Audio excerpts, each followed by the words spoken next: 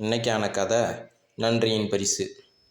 ஒரு காலத்தில் ஒரு சிறிய கிராமத்தில் ரோகன்கிற ஒரு சிறுவர் வாழ்ந்து வந்தார். அவர் எப்போதுமே மகிழ்ச்சியற்றவராகவும் எல்லாவற்றையும் குத்தஞ்சொல்லும் நபராக தான் இருந்தார். அப்படி இருக்கும்போது ஒரு நாள் ஒரு புத்திசாலி முதியவர் அவரோட கிராமத்துக்கு வந்தார். ரோகனை பார்த்து, இந்தாப்பா இது நீ வச்சுக்க அப்படின்னு ஒரு மந்திர கிண்ணத்தை கொடுத்தாரு.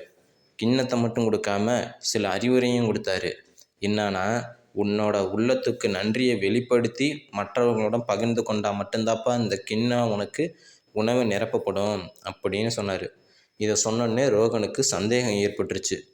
இதை முயற்சித்து பார்க்கணுமே அப்படின்னு முயற்சிக்க நாளைக்கே ட்ரை பண்ணுறாப்புல. அடுத்த நாள் ரோகனோட குடும்பத்தினர் ஒரு சுவையான உணவை தயாரித்தனர். அதை தனது பக்கத்து வீட்டுக்காரங்களோட சேர்ந்து ஒன்றா சாப்பிட்டுக்கிட்டு இருந்தாங்க. அப்படி சாப்பிடும்போது உணவுக்கு நன்றி தெரிவிக்கும் விதமாக எல்லாரும் கடவுளை கும்பிட்டாங்க, பிரபஞ்சத்துக்கு நன்றி சொன்னாங்க.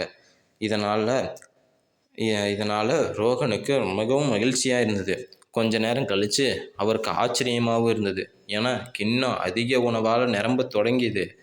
ரோகன் ஒவ்வொரு நாளும் அப்புறம் இதையே பண்ண ஆரம்பித்தார். உணவு பக்கத்து வீட்டுக்காரங்களுக்கு கொடுத்தாரு, தெரியாதவங்களுக்கு கொடுத்தாரு, பகிர்ந்து கொண்டார். கொடுத்துட்டு நன்றியும் தெரிவித்தார். அதை போக போக விரைவிலே கிண்ணம் சுவையான உணவுகளையும் நிரம்ப தொடங்கியது. ரோகனோட வாழ்க்கை மாறியது. ஏன்னா இதுக்கு முன்னாடி நன்றி உணர்வு அற்றவராகவும் புகார் சொல்ல நபராக தான் இருந்தார். இப்போ கருணை உள்ள வந்ததுனால கருணையும் நன்றி உணர்வு உள்ள நபராகவும் அறியப்பட்டார். தன்னோக்கிட்ட இருக்கிறத பகிர்ந்து கொள்வதன் மூலமாகவும் வாழ்க்கையில் சிறிய விஷயங்களை பாராட்டுறது தான் உண்மையான மகிழ்ச்சி தரும் அப்படின்னு அவர் கற்றுக்கிட்டார். இந்த கதையிலேருந்து என்ன தெரியுதுன்னா, நன்றி உணர்வும் மற்றவர்களுடன் பகிர்ந்து கொள்வதும் நம் வாழ்க்கையில் மிகுதியையும் மகிழ்ச்சியையும் கொண்டு வரும்.